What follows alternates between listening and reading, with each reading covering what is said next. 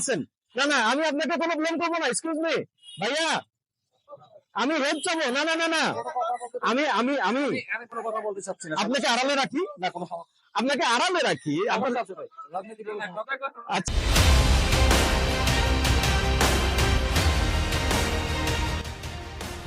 হাসপাতালের সামনে আমরা কিভাবে জ্যামগুলা লাগাই।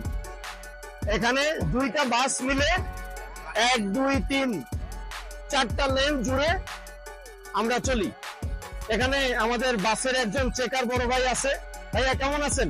না না, আমি আপনাকে কোনো ব্লেম করবো না। এক্সকিউজ মি ভাইয়া, আমি হেল্প চাবো না। না না না, আমি আমি আমি আমি কোনো কথা বলতে চাচ্ছি না। আপনাকে আড়ালে রাখি, না কোনো সমস্যা আপনাকে আড়ালে রাখি।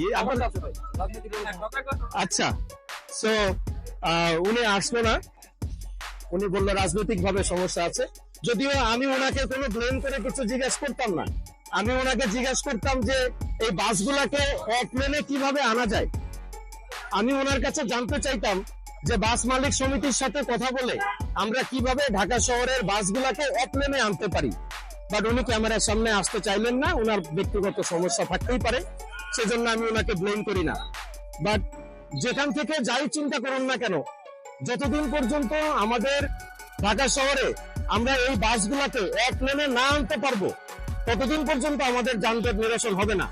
আপনি যতই ফ্লাইওভার বানান, আপনি যতই আপনি এক্সপ্রেসওয়ে বানান, কোনো লাভ নাই যদি আমরা বাসগুলাকে এক লেনে না আনতে পারি।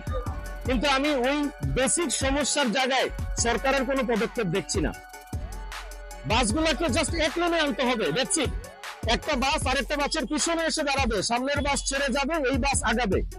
খুব সিম্পল, সারা পৃথিবীতে যেটা চলে আমাদের দেশে সেটা নাই। এমনকি আমাদের দেশে আপনি ক্যান্টনমেন্টের ভিতরে যান, দেখবেন কোনো জ্যাম নাই, সিগনালে সিগনালে গাড়ি থামতেছে, বাসের পিছনে গিয়ে দাঁড়াচ্ছে, সামনের বাস ছেড়ে দিচ্ছে, মানুষ লাইন ধরে বাসে উঠতেছে। তাহলে ক্যান্টনমেন্ট থেকে বের হয়ে শহরে ঢোকার সাথে সাথে কেন আমরা এই অবস্থায়, কেন এই অরাজকতা? এটা কি শুধু আমাদের সাধারণ মানুষের দোষ, নাকি এখানে প্রশাসনের ব্যর্থতা? এটা আপনাদের কাছে আমার প্রশ্ন রেখে গেলাম আজকে। ধন্যবাদ।